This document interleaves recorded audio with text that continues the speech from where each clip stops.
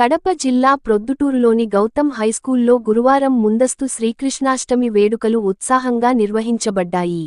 చిన్నారులు కృష్ణుడు, రాధ, గోపికల వేషధారణలో అలరించగా, పాఠశాల ఆవరణ పూలతో రంగురంగుల అలంకరణలతో కళకళలాడింది.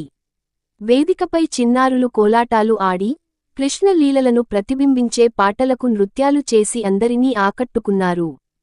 తల్లిదండ్రులు, ఉపాధ్యాయులు ఈ వేడుకల్లో పాల్గొని పిల్లలను ప్రోత్సహించారు. ఈ సందర్భంగా చిన్నారుల తల్లిదండ్రులు మాట్లాడుతూ ఇలాంటి సాంస్కృతిక కార్యక్రమాలు పిల్లల్లో భారతీయ సంప్రదాయాల పట్ల గౌరవాన్ని పెంపొందించడమే కాకుండా, ప్రతిభను వెలికితీసేందుకు ఉపయోగపడతాయని తెలిపారు. ఈ వేడుకలు విద్యార్థులకు ఆనందంతో పాటు సాంస్కృతిక పరిజ్ఞానాన్ని అందించాయని పేర్కొన్నారు.